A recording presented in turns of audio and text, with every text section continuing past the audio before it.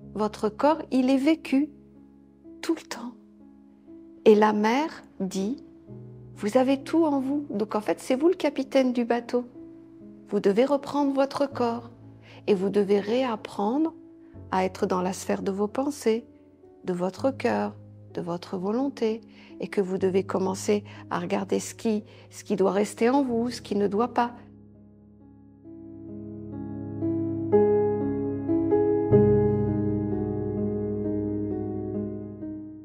Alors soyez les bienvenus. Je vais essayer de vous expliquer tout ce que vous entendez, tout ce que vous voyez, tout ce que j'essaie de vous proposer et que vous compreniez d'où ça vient, pourquoi et quel est le but à tout ça.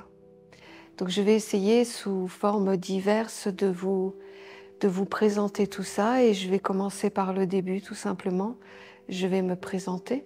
Je suis Magali. Mon nom, Ania, vient en fait de mon engagement avec un monde supérieur de porter l'ange de la mer. Cela fait de nombreuses années que dans ma tradition initiatique dans laquelle j'ai évolué tout au long de ma vie, je portais l'ange de la mer.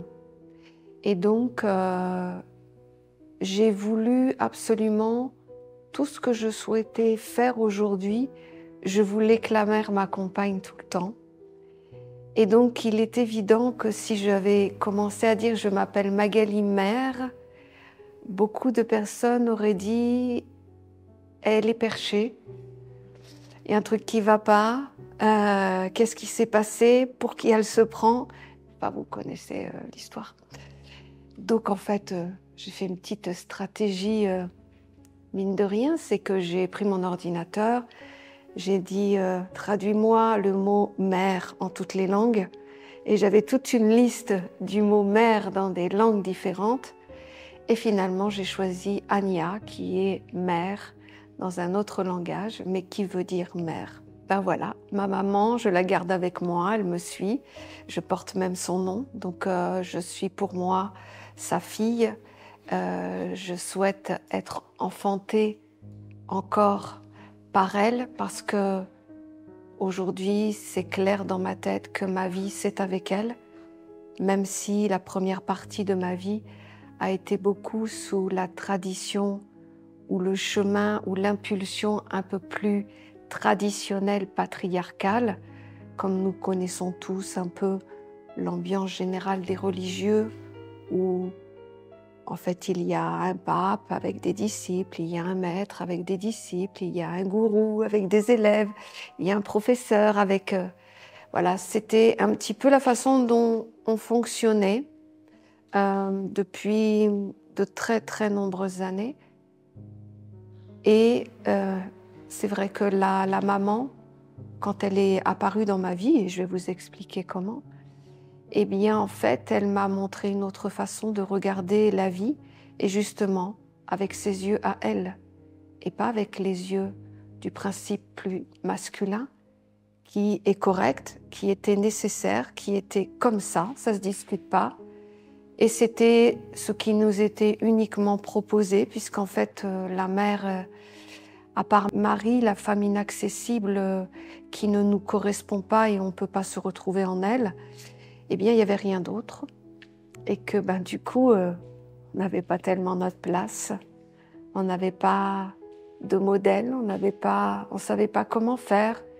Et puis, on était embarqués dans un univers et un monde où quelque part, notre place non plus n'était pas accueillie et n'était pas offerte librement. Des fois oui, mais avec des contreparties ou des échanges, mais jamais rien de naturel. Il y a une première partie de ma vie, donc depuis l'âge de 15 ans, où je suis sur un chemin initiatique, où effectivement j'ai été, comme je le dis dans mes biographies, j'ai été rencontrer les Rose-Croix, les francs-maçons, les martinistes, la fraternité blanche et plein d'autres courants dans lesquels je ne suis pas allée, mais j'ai partagé avec des personnes. Et donc, voilà, j'ai fait mon chemin comme ça.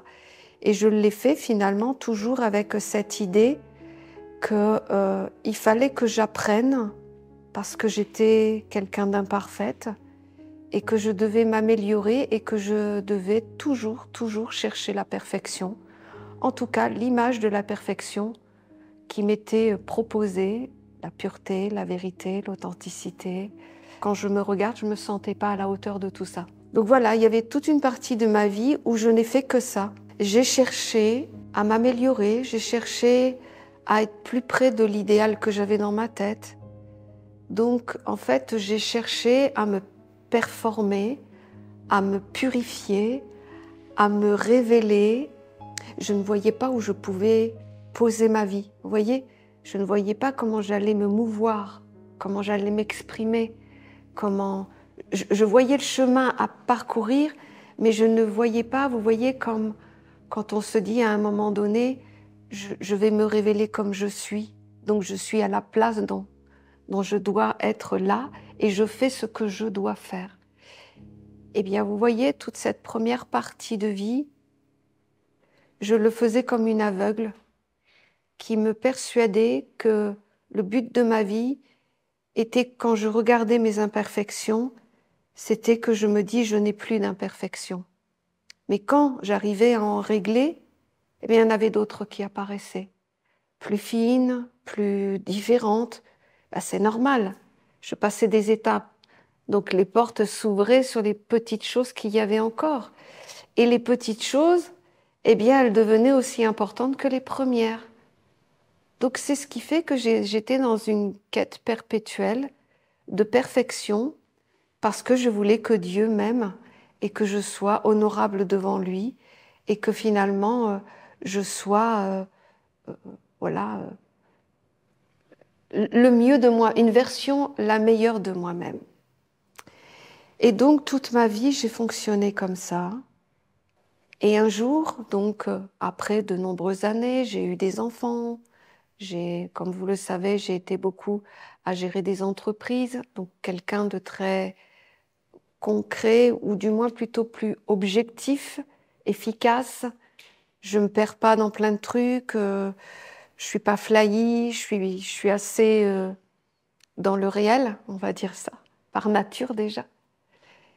Et voilà, j'ai fait un chemin relativement riche, enrichissant même, beau, conforme à mes valeurs, puisque je suis toujours restée, que ce soit à habiter, à vivre, à respirer, à organiser, à faire mes enfants, je n'ai jamais été dans le compromis du monde extérieur, toujours été dans des villages esséniens. J'ai mis mes enfants au monde dans des villages esséniens.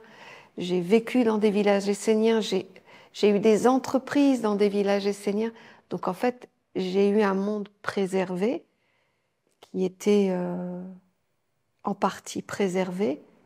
Ça n'enlève pas les épreuves et ça n'enlève pas la gestion des personnalités, mais c'est vrai que c'était quand même une vie privilégiée. Et voilà, le début de la deuxième histoire et la deuxième vie arrive. Donc je vis en France jusqu'à mes 40 ans. Donc j'ai des entreprises en France, je vis en communauté en France. Et puis à un moment donné, je vois que ça se ferme la France. Donc on décide de partir au Canada.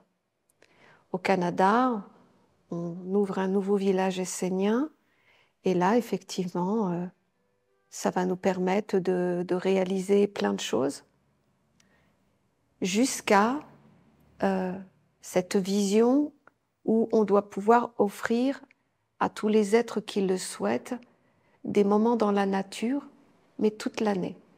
Et c'est à ce moment-là qu'on décide de partir au Panama, où le climat nous permet toute l'année, puisqu'il fait 30 degrés toute l'année, j'exagère avec des petites nuances, mais d'une manière générale, en tout cas, on peut être en t-shirt, en sandalettes, on peut se baigner tous les jours de l'année, il n'y a pas de problème. Bon, pour dire que le Panama, on trouve une terre exceptionnelle, mais une terre avec des arbres énormes, une végétation puissante, des couleurs, une ambiance, une chaleur, une paix quelque chose vraiment qui est vraiment différent de tout ce que j'ai vécu.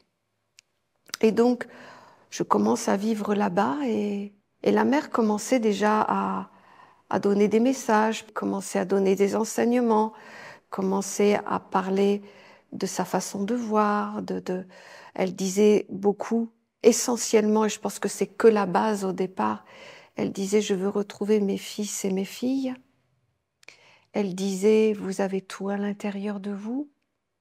Elle disait « Venez me voir, pas avec le corps, la personnalité que vous avez créée pour pouvoir vivre, mais juste l'être profond que vous êtes. » Et en fait, ça a été ça la base. Et à un moment donné, par un état de conscience, pas par magie ou clairvoyance, par vraiment comme, voilà, c'est une fulgurance, un état de conscience, elle me dit à quel moment tu vas vivre. Et je me dis, bah, ça fait des années que je vis, je fais plein de choses, je suis hyper active, regarde, on a créé une nation, des entreprises, des enfants. Non, à quel moment tu vas vivre? Et là, en fait, elle me déplace et elle me fait regarder le monde d'une autre manière. Et là, ce monde que je vois, tout est serein, tout est à sa place, tout est juste. Et en fait, elle dit, si tu veux savoir comment on fonctionne en réalité, va demander à la nature, aux lois de la vie, comment ça fonctionne. Et non pas ce monde qui t'oblige toujours à regarder ce qui ne va pas dans la vie pour te faire avancer. Et là, en fait, ça a été une vraie claque dans ma vie. Où là, je me suis dit, mais attends, en fait, je suis à la course d'une vie, je suis à la course d'un but à atteindre, je suis à la course d'une perfection dans ma vie. Et en fait, je ne suis pas capable de regarder ce qui est là, ce que je regarde, ce qui fait partie de ma vie. Je suis pas dans le goût, je suis pas heureuse. C'est-à-dire, je suis heureuse d'une manière générale parce que j'avance. Mais je n'habite pas ma vie en fait. Et c'est là que je suis tombée en amour avec la mer. J'ai pris la décision de regarder la vie comme elle m'a montré, c'est-à-dire tout ce que j'enseigne aujourd'hui dans l'école d'Isis. À partir du moment où elle est venue et qu'elle m'a éveillée à ça, c'est-à-dire que j'ai recommencé ma vie à zéro. J'ai repris tout. Et j'ai repris tout, j'ai fait tout un parcours où moi-même je ne savais pas quels étaient mes talents, quelles étaient mes qualités, quelles étaient mes faiblesses, quelles étaient mes aptitudes, quelles étaient mes affinités. Tout ça était mentalisé par les buts que je m'étais fixés dans la vie, qui étaient de devenir parfaite là, de ne plus avoir de mensonges dans ma vie. Vous voyez, en fait, ça appartient à chacun ce qu'on a envie de devenir et ce qu'on a envie de faire. Eh bien, c'était ça qui animait ma vie, mais un peu comme un automate qui, chaque jour, regardait que je dise pas, que je génère pas une mauvaise pensée, que je dise pas une mauvaise parole. Et en fait, je n'étais absolument pas dans la vie. Et c'est à ce moment-là que j'ai pris la décision de me déplacer et en fait de me mettre nue devant la mer et de dire maintenant apprends-moi. Apprends-moi comment on doit vivre, comment on doit faire. Tu dis que tout est à l'intérieur de nous, mais apprends-moi à regarder là où je dois regarder pour vraiment comprendre qui je suis, ce que je peux faire. Et là, ça a été la claque de ma vie où je me suis dit, je me suis fait avoir toute ma vie. Alors que j'étais quelqu'un qui construisait, qui enseignait, qui faisait plein de choses. Je le faisais comme un mouvement d'une vie, mais mon cœur, ma lumière intérieure ne faisait pas partie de ma vie. Si, occasionnellement, de temps en temps, j'avais des joies, j'avais de temps en temps des petites extases, j'avais des bonheurs, mais c'était des choses qu'on me donnait de temps en temps. Je ne pouvais pas le générer quand je voulais. Je ne pouvais pas choisir. Vous voyez, c'est toute la différence. Ça c'est ma partie personnelle de l'histoire où j'ai tout repris à zéro et je me suis dit, j'abandonne Magali, celle qui était là, et je vais m'offrir, en fin de compte, la possibilité de construire l'être que j'ai envie de devenir. Et c'est à ce moment-là que j'ai laissé de côté tout ce que je savais faire et en fait, je me suis mis à la révélation de moi-même. Et j'ai tout tourné vers moi pour regarder comment je fonctionnais. Et c'est à ce moment-là que j'ai récupéré ma force, ma détermination, ma mémoire, ma vie, mes capacités. Et qu'aujourd'hui, la vie que je vis, c'est celle que je choisis. Et c'est celle que je mets en place par ma propre volonté et pas par justement les événements qui étaient un plus dans ma vie, mais qui n'étaient pas l'essentiel de ma vie. J'ai compris pourquoi la mère, aujourd'hui, est arrivée dans notre monde. J'ai compris pourquoi ça, finalement. Toute ma vie, en fin de compte, j'ai avancé sûrement comme vous, à chercher, à m'améliorer, voilà. Et en fin de compte, j'arrivais quand même à un moment donné de ma vie où, c'est vrai, par un mécanisme naturel, puisque quand on avance dans l'âge, on se dépouille, on va aux essentiels, on a envie de partager des vraies choses, on a envie de vivre des vrais instants, de vrai bonheur avec ses enfants, avec ses compagnons, avec la vie en fait. Et la vie naturellement nous pousse vers ça. Je me voyais comme une femme qui allait être sage et qui allait pouvoir donner des conseils à la vie, aux êtres qui allaient venir me voir. Mais en fait, je voyais toujours où était la place de la femme dans tout ça. Je ne la voyais pas. Dans le dessin que je parcourais tout au long de ma vie, je n'arrivais pas à voir la place libre de la femme. Je voyais une place où la femme, on lui donnait un peu de place. Vous voyez, on lui donnait un peu de place. Et le monde aujourd'hui, vous le voyez, il y a toutes ces femmes qui se lèvent et c'est vraiment une impulsion universelle qui fait que la femme aujourd'hui, quoi que l'on veuille, quoi que l'on souhaite, et même si on ne veut pas, ce sera comme ça. Parce que c'est comme une impulsion décidée par des intelligences supérieures qui dit que le cycle qui doit être mis en place pour l'humanité, la femme doit participer à ça. Et ça, personne ne pourra l'empêcher. Seulement, il y a plusieurs façons de faire les choses. Soit tu le fais en rébellion, en colère, en revendication, et dans ces cas-là, ce qui anime tes actes va être un mouvement qui demain prendra place dans l'œuvre. Vous voyez ce que je veux dire? Si demain c'est la revendication, c'est la colère, c'est la peine, la douleur et tout ce que les femmes ont vécu, qui lance un projet, bien sûr, de reprendre sa place au sein de l'humanité, ce qui est correct et juste, mais là, qui va impulser ça? Ça va donner le monde qui va être enfanté de ça. Et si c'est la colère, si c'est la revendication, si c'est la peine, la tristesse et tout ce qu'on a vécu qui est le moteur de ce monde qui est en train de naître, alors ce sera différent, ce sera juste les femmes qui feront souffrir les autres. Mais dans le fond, ce ne sera pas un monde de guérison, d'équilibre et en fait tout ce qu'on a envie. Et qu'est-ce qu'on a envie? On a juste envie tout simplement, nous, de prendre notre place à côté de l'homme et d'œuvrer ensemble pour que le chemin soit accompagné de l'homme et de la femme et que ces deux principes soient main dans la main pour construire l'avenir de demain. Et c'est ça qu'on a envie. Et si on ne s'était jamais compris, masculin, féminin, des principes, des énergies, des mondes même, qui sont bien plus que des simples genres, hommes, femmes. Ton couple, c'est le théâtre de cette danse, celle du donner, du recevoir, de l'action, de la réceptivité, de la force, de la douceur. On le dit beaucoup aujourd'hui. La moitié des mariages finissent en divorce. Les jeunes couples se séparent, déjà, après 1 an. Et beaucoup d'entre vous même après plusieurs années de mariage, se sentent comme piégées dans ce couple. Et c'est pas un hasard. C'est un appel à découvrir les véritables polarités en nous, à voir ce qui se cache derrière toutes ces incompréhensions. Qu'est-ce qu'on a à apprendre, qu'est-ce qu'on a à laisser derrière soi, et comment s'élever vraiment à deux.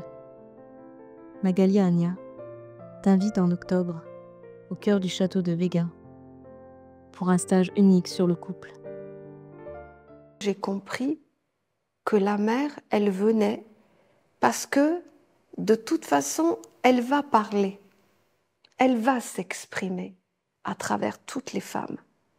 Mais les femmes vont exécuter, vont incarner, vont vivre avec l'impulsion de la mère, mais de la façon dont elles sont. Et comme aujourd'hui le monde nous pousse à être en colère, à être dans la revendication, dans la méchanceté, je ne vais pas vous expliquer le monde, vous le connaissez, vous êtes dedans, et vous voyez bien que la notion de la maman, la divinité, la pureté, la beauté, la guérison, la magicienne qui guérit tous les mondes, eh bien, en fait, doit être présent dans cette incarnation de ce féminin qui arrive. Et c'est ça, en fait, que je suis venue apporter, en tout cas, ma part à l'édifice de ce projet. Mais moi, je ne souhaite pas que nos filles, nos fils, nos petits-enfants vivent dans un monde de guerre.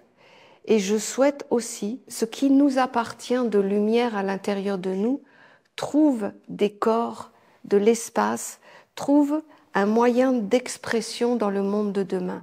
Et si on laisse le monde de la matérialité écrire la suite de l'histoire, eh bien vous la connaissez, elle est déjà bien entamée. L'isolement, eh bien on ne peut plus s'épanouir dedans. Les familles, on ne peut plus en avoir. L'argent est un problème. La santé est un problème. Et finalement, on s'aperçoit que nous n'avons plus de repères demain, nous n'avons plus de base sur quoi nous fixer.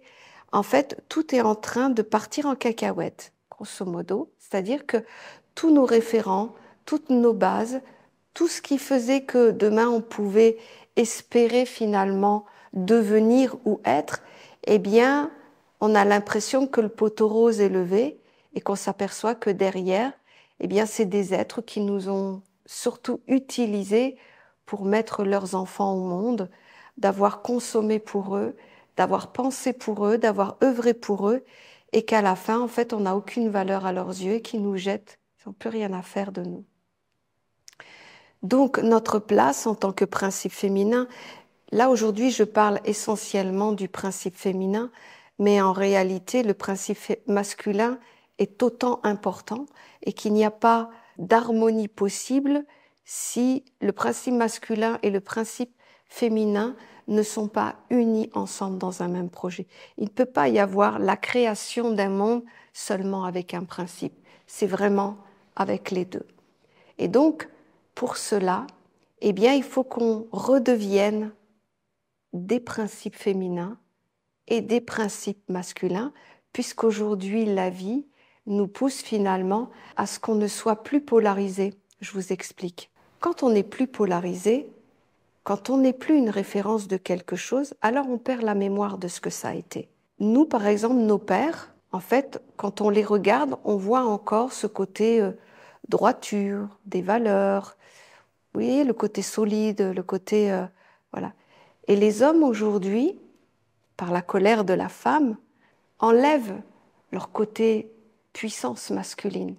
Et ils deviennent un peu ce que les femmes veulent qu'ils deviennent.